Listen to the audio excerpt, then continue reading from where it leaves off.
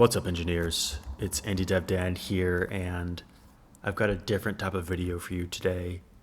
This is going to be a special video where we are AI coding a zero noise, minimal agentic information dieting tool. I'll be commenting over this AI coding session to give you some insights on what I'm thinking and how I'm building this. In this tool, we basically provide a list of URLs we're interested in.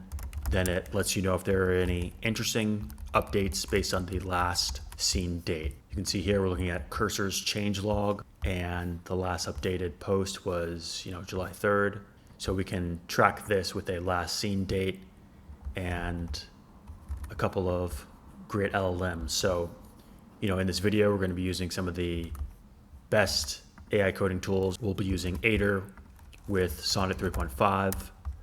We're going to be prompting almost every line of code, and we're going to build out a tool to help us filter through the noise to kind of focus on the content that we really care about, content that will help us make better decisions as product builders and as engineers. So if that interests you, definitely stick around, and let's go ahead and get started. So right now you can see I'm just walking through some of the previous scraping functionality just to make sure that it works, make sure that it lines up with the actual documentation here, the actual content.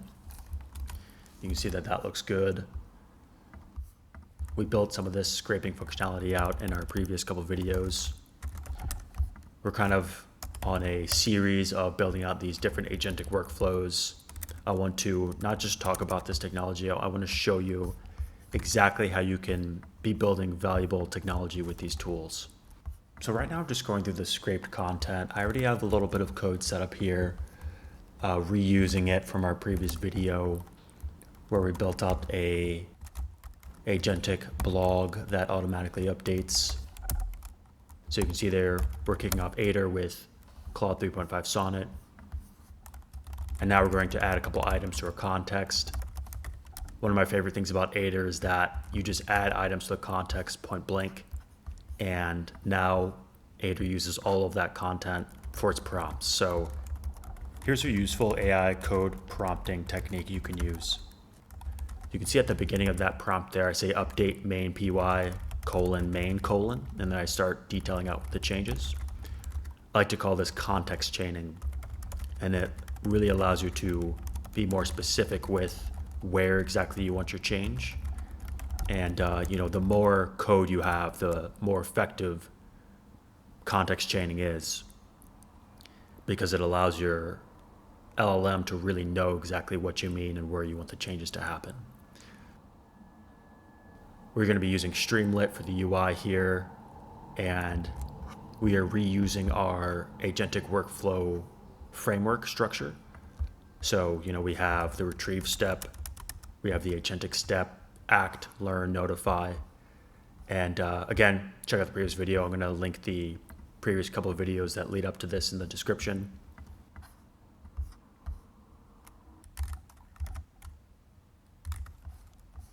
You can see here we have a couple updates here. We're going to update the title to zero noise and just do a little bit of tweaking with the streamlit UI.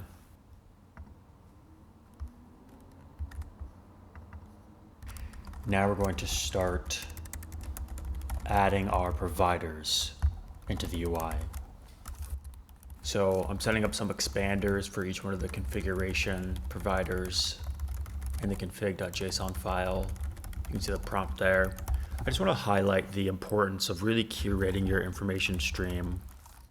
It really comes down to junk in, junk out, novel ideas in, novel ideas out.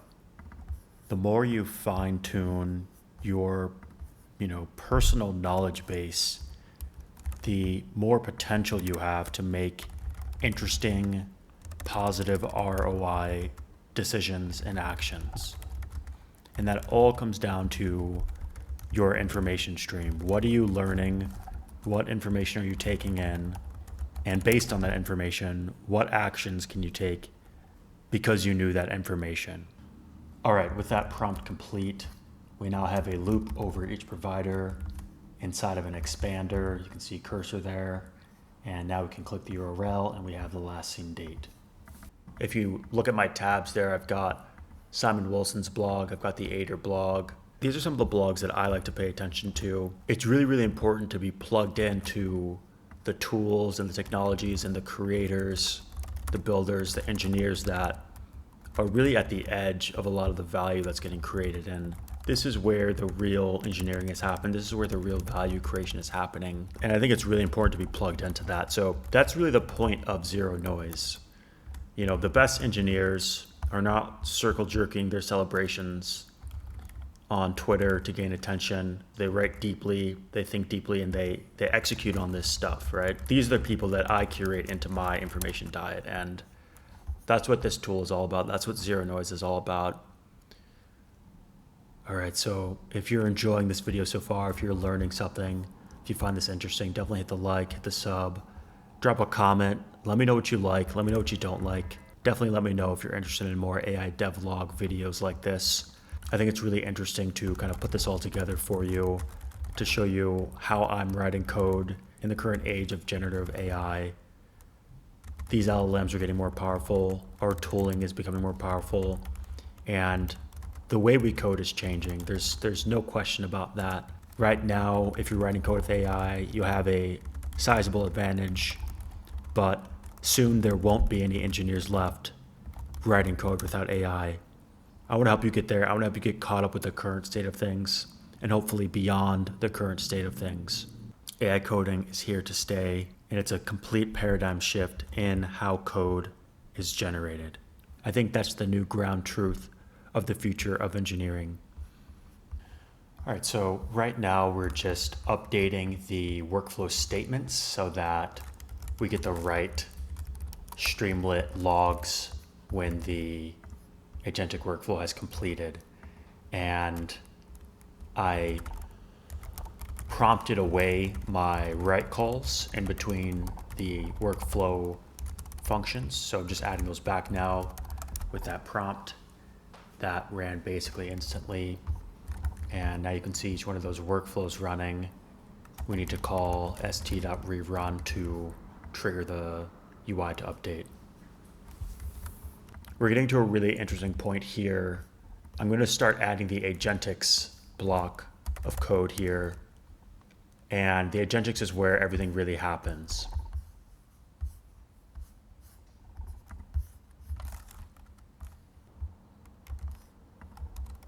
So you can see here I'm adding additional context to Aider. Check out the channel for previous Aider videos. I'm not going to go into any detail here on how exactly it works, but basically I am adding additional context so that Aider has it. I'm clearing out all my tokens right there just to kind of get a fresh start, a fresh reset. And then right now I'm writing the prompt that's going to generate this kind of core workflow. So it's going to read the scraped content from the providers. In this case, it's going to be the cursor changelog. And we want our AI coding assistant to, for each provider in our config.json, it's going to scrape the content and it's going to look and see if there are any new updates since my last seen date, which we're also storing in that config.json file. So you can see there Aider is popping off, getting all that written for us, getting a good first draft of our Agentics. This workflow, by the way, like I mentioned, is an outline of how I'm writing all of my agentic workflows right now. We went in detail on this in a previous video. I'll go ahead and link that in a description for you. But basically you retrieve all the information you need. You then run your Agentics. This is your prompts, your prompt chains, your AI agents, your assistance APIs. You then act based on the information and the decisions that your Agentics made. You learn. So this is you teaching your AI agent anything that it needs to learn. And then lastly, you notify. And that's you notifying anyone that needs to be updated, with the result of your agentic workflow. So that's the steps. Again, I'll link that in the description. Check out that previous video. And the video before that, we talked about the prompt chain. That's this minimal chainable run you can see on line 84. We went in detail there, but basically we're running prompts back to back. That's what's getting passed into that minimal chainable run call. In addition to the context, you can see we're passing in the scraped content, last seen date, and the name, and we can use all that information in our prompt chain. So really powerful one function utility there that I wrote. It essentially replaces, maybe 30% of a Agentic LLM library. I'm certainly getting a ton of value out of it for these sequential agentic workflows.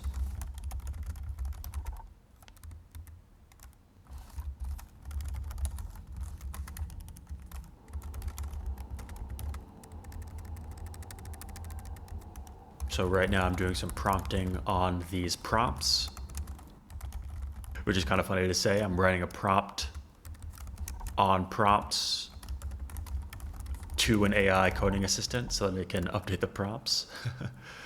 But basically just updating to Markdown format so I can create some more structured prompts so that I can, just really clearly communicate with Aider and the underlying LLM. And more importantly, make it easier to read for myself and any theoretical other engineers that would be, looking at this code, reading this tool. Just a very good pattern, I think, to use Markdown, for your prompts.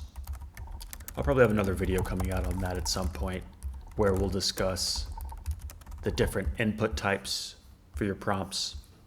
You can use XML, you can use Markdown like we are here. You can use no format.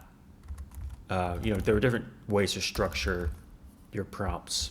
I've also seen some JSON prompts that look pretty good, but I think the clear winner for me right now has been Markdown prompts.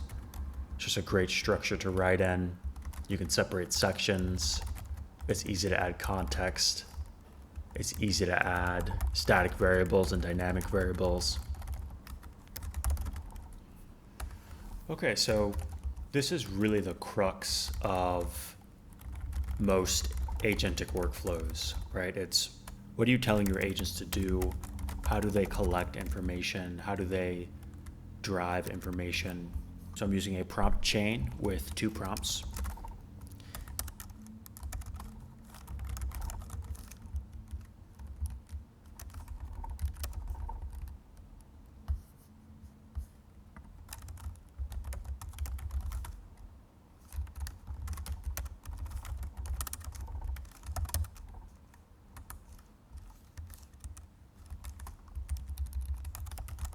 And we're writing out the JSON format.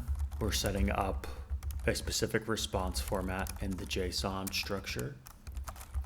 We're looking for that JSON to respond with a Boolean if it has changes. We want a summary of the changes or null if there are no changes. And then we want to get the date of the changes.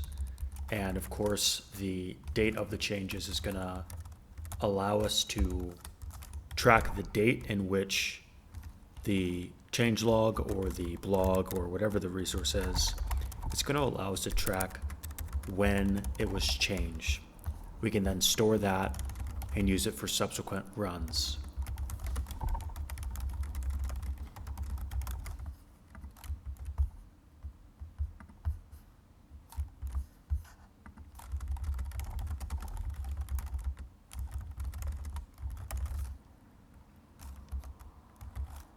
You can see there I just use a prompt to create a new type based on the JSON format inside of a prompt. This is a big shout out to Aider's multi-file capabilities. And also, Sonnet 3.5 is just the top tier model right now. Getting some really impressive results out of that, specifically with AI coding, of course in other domains as well, but it's just been so great for AI coding. So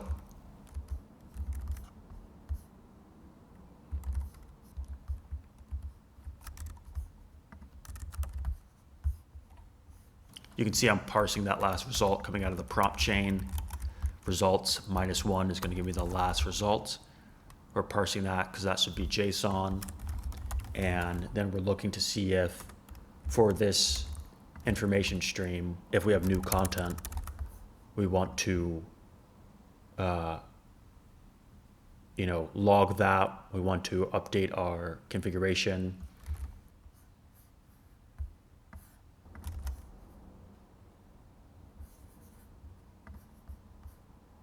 And so again, in the previous video, you can kind of learn more about the logging system, but I'm formatting these changes here. This is the result that came out of that last Agentic run. And you can see here, we detected new changes coming out of cursor. And you can see here, these are the prompts that were filled in. I like to call these context filled prompts. Not in size, so we're not talking about the context window type field, but variable context filled in there. You can see the scrape summary was passed in from the last prompt chain. And yeah, I remember at this point I needed to clean up that text. It's not exactly how I wanted that to come out there, so I just deleted that and added a kind of nice simple continuation for Sonnet 3.5 to kick off the summary of the changes in JSON format there. That is a really, really nice part about these Claude models, specifically, again, 3.5. You don't have to pass in any signal, like you don't have to pass in a Boolean saying you want JSON, you just ask for it in your prompt, which makes it really, really seamless. So we're making some good progress here. Right now we're updating the configuration items that get parsed from the JSON file. We're kind of piggybacking off that type so that we can add, some information to say, okay, if something did change, what changed? And then we're also just adding a Boolean to the information items to say, if it's true, then something did change. So just walking through that right now.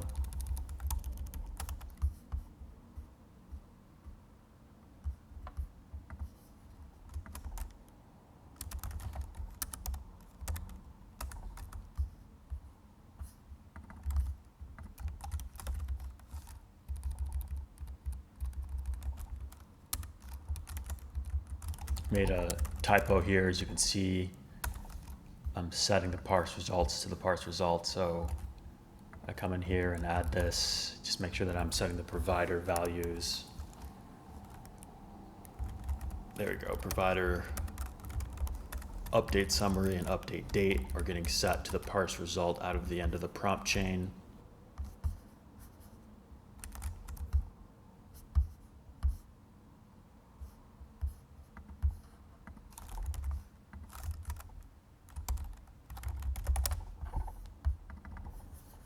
Checking our token usage right now, running about 2 cents a prompt. I think it's worth it. It really depends on how much your time is worth, but to write this code this fast, I think it's well worth, usually I'm paying about 1 cent a prompt. Yeah, I'm just going to go ahead and add the change detected right into the configuration item here and make sure that that gets set. So basically we're writing a prompt to say, update the title of each configuration item to show if we have a change detected. So if our LLM detected a change, we want to see that visually in the UI. So just writing the prompt for that. You can see Aider and Sonnet 3.5 blazing through that change. And so now you can see there's a little sleepy emoji next to cursor there. And if there are updates detected, we'll see that update to a star. But I have a little bug here that we're going to solve in a second here. I haven't actually set change detected coming out of the prompt chain. So you can see here, I just opened the terminal real quick and just started writing that prompt to Aider. I don't even have to look at the code because, I know exactly what's there, and I know that Aider will detect it and write it for me. So you can see on that additional search after the prompt chain ran, that got filled in, and I was able to just search up to the Agentics function. So just making a couple more tweaks here.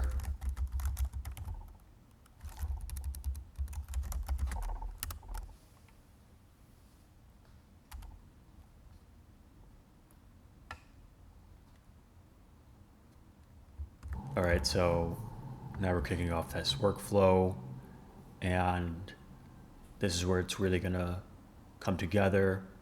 That kicked off, and it did detect an update. So you can see here, update summary. It's giving us a quick summary. It's telling us when it updated. It's showing the last seen date, and then we can just, of course, go in and click into the information stream, the blog, the changelog, whatever your URL is. You can just click into it and get updated. So now we're going to write the act function of our agentic workflow, and the act method here is going to basically update our config last seen date based on the result. So we need to loop through all of our providers and update that if there's a change detected. As I mentioned earlier, you'll notice my prompting pattern here. I'm saying update, and then usually it's a file name or a class, and then colon, and then the specific function. Of course, this gives your LLM a lot more context, allows it to focus, and it prevents it from getting confused with any other code that you have. And when you're writing a small project like this, you're just getting started, that's a lot less likely to happen. When you're running your AI coding assistant on a larger file, it's a lot easier for your coding assistant to get confused and for it to think you want something, but you actually want something else.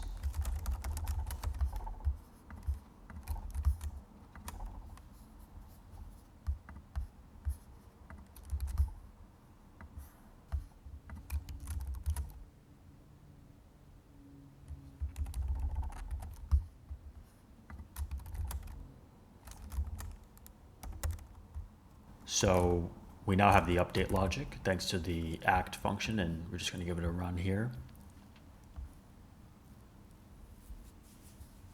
There we go. So we got changes because our last seen date is before the date that is on the resource URL. So you can see that the new updated date is now the 4th instead of the 1st of July. And now if I run that workflow again, the act function has updated that last seen date in our config, and cursor should come up blank here. Yep, so we get our sleeping emoji there, and there are no changes detected, right? And so this is really the power of zero noise, this kind of small large language model tool. And we're going to go ahead and just test to make sure that it's legit. We're going to add Aider. We're going to look at the Aider blog, and it's got a nice date for us to look at there. I definitely should note that there are other ways to detect if changes exist. You could easily create a hash of the content and do a simple hash diff.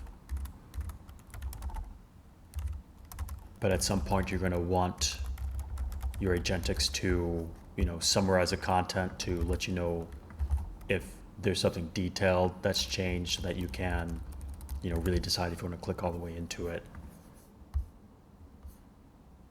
So right now we're adding the Aider provider item using a prompt. This is another AI coding prompt technique where we're just basically generating some JSON from a prompt. And of course you can infer the context, and just like that got generated.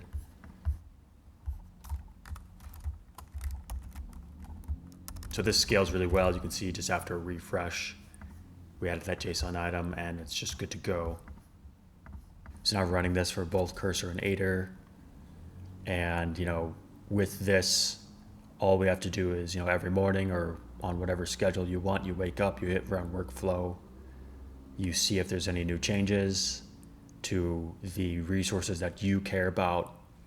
And if you're interested in the changes, you can go ahead and click into it. Otherwise, you save a ton of time. You're not constantly opening up these resources. You can see here we're getting a great breakdown of what was changed on the Aider page since June 1st to July 2nd. And if you're interested in the changes, you can hop into them. You can click on the URL. Otherwise, the JSON will automatically update with the newest date. And on the next run, the following morning, it won't pick up any new changes. This is a great way to have information pushed to you in a zero noise fashion. There either are new interesting changes or they're not. And you can add as many URLs. This is kind of just a proof of concept I wanted to put together. I thought it would be cool to make a video on this. You can see we have the respective prompts and prompt results for Aider and Cursor.